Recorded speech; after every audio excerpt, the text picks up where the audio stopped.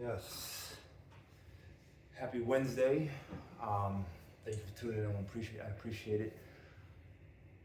I want to talk about the Hitman Holla versus Murda Mook battles coming up. I want to talk about this face-off that had dropped. Shout out to TBL for even putting this together. I still don't understand how they're getting these battles, how they're getting the funds, especially at the brand new league. And hey, kudos to them. Much respect to them for even being able to give us this. I watched the interview or the face off last night, and I have, I think, a bit of a different perspective, a different take on it than I think most do. And I kind of wanted to talk about it a little bit. So, you had Hitman Holla, who we all know is very abrasive, he's very outspoken. Some like to call him emotional. And then we have Murda Mook, who's we've seen in the past like more of his aggressive side, but this particular instance in his face-off, he's more laid back, more calm. He's talking for sure, but it's a different level by far between the two when it comes to aggression in his face-off. And I know that a lot of people call Hitman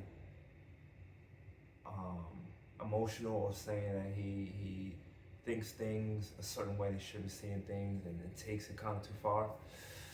I don't know. I've always been a fan of Hitman. And I've always, at least I thought I seen and understood where he's coming from in most cases. And this one, I don't think he is putting himself in a position where he's like, I gotta show and prove anything. In this case, he's more like, I'm the guy. I'm the man, been that man for a minute now. And you gotta come see me. So he's looking at it like he's the A side. He's looking at it like he's bringing the crowd. He's the one that's bringing in the money into the car. He's the one bringing in the energy, the eyes, the viewership. Whereas Murda Mook is still saying, and I think people still see it this way, like he's still ahead of the food chain, of the pyramid. I'm not mad at either for feeling the way they do, especially Hitman Holla. Hitman Holla's putting all the legwork, coming in from URL's St. Louis battle rapper on New York stages for years, and then found his own way. He went from URL and then kind of jumped to the big screen on Wild 'N Out. But to get there, he had to put up a performance and then match that performance with the next performance, and he had to just keep leveling up. And at some point, he started wiping out competition. 30 in Tay-Rock and 30 in K-Shine back to back. That's unheard of. So, does that, goes on TV, and obviously TV money is way better than battle rap money. You get that viewership, you get that, you get that viewership, you get the growing fan base, you bring that back to battle rap. And not only are you bringing that back, but you're also winning. Like, when was the last time Hitman Holla lost? Maybe, what do they say? Maybe Easy to Block Captain. And that's, that's not like a kill. If an L is an L, but, it wasn't like a 30. So I see where he's coming from. He putting on the leg work while, like, let's say, like, somebody like a movie only battles once a year, maybe every 16 months, something like that. So when you're not out there as much, you're not doing as much, but you're coming back and benefiting from the work that I put in. You're getting paid because I did this for you. I can understand where Hitman Holla's coming from, but Murda Mook was also battling before battle rappers were even getting paid. So he was on the corner just rapping because it's a competition. In New York, that's all it is, competition. Music, New York, competition, that's all it is. There's no building up. It's just tearing down in music. And if I'm a rapper, you're a rapper, you say you're nice, it's no, let's work, let's be nice together. It's okay, let me beat you to show you and everybody else that I'm nicer than you. And so Mook had to go through that. There's no money. No pay-per-views, no none of that. It's just on a block, on a corner, and talk about it in that little hood of yours.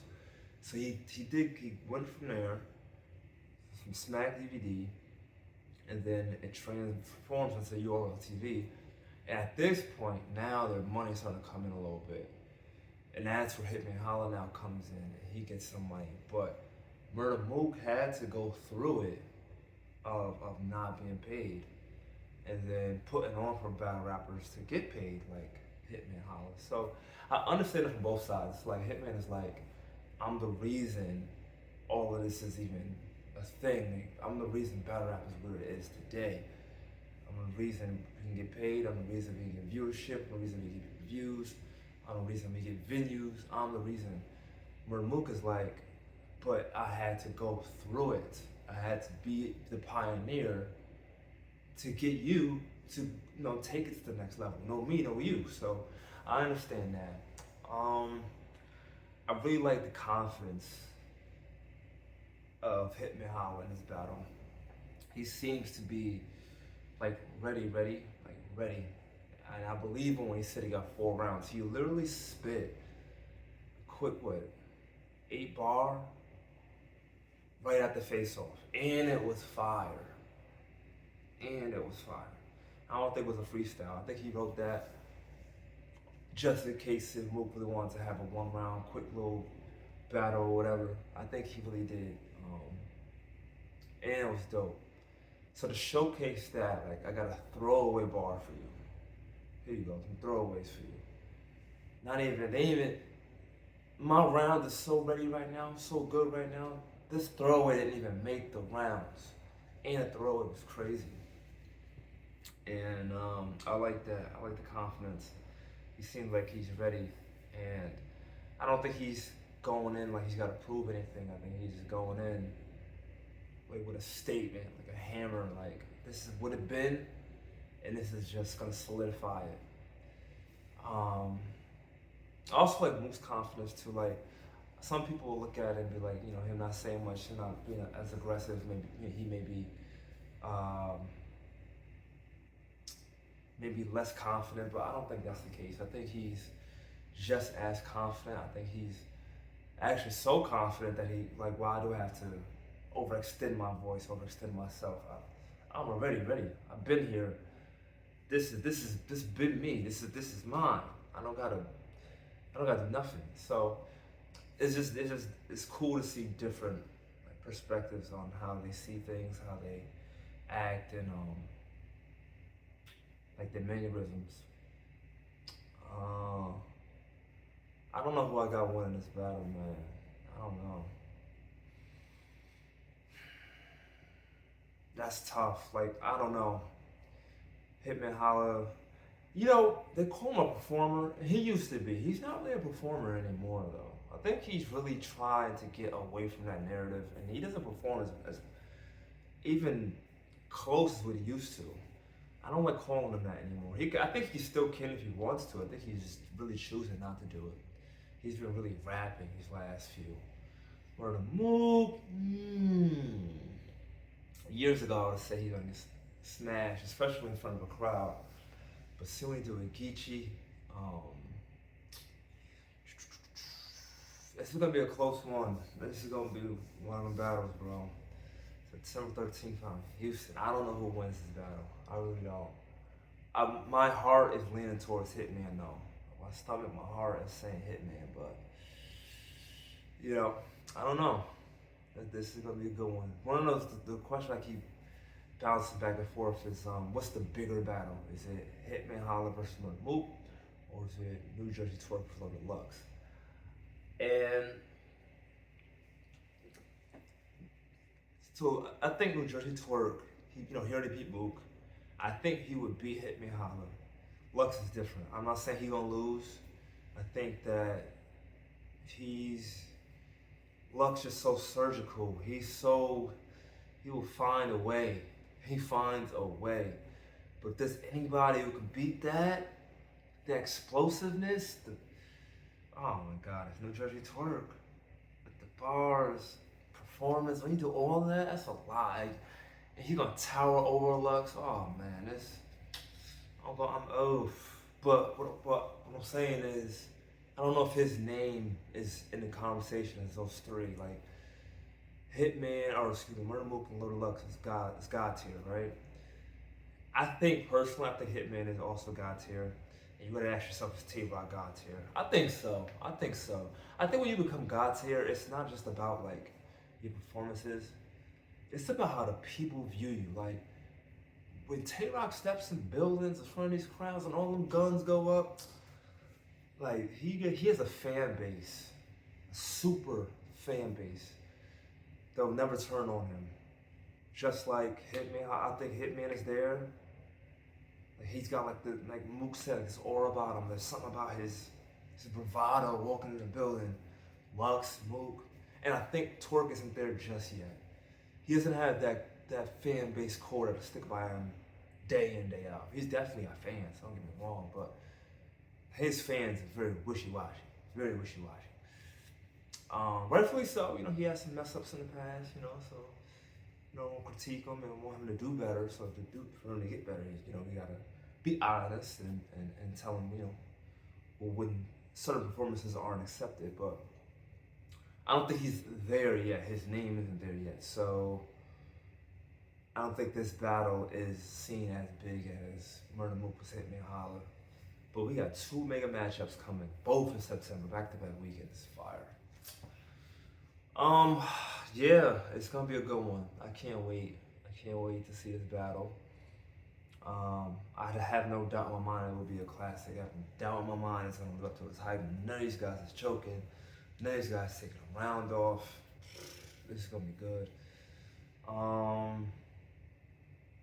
Yeah, the face-off was cool. I felt like the D-Rec could have did more. The only thing is, like, you can't, like, you could start it off like, hey, I got a question for you, Hitman. I got a question for you, Mook. But then, after a while, them two will start jawing. And once that happens, your job easy. Now you sit right back and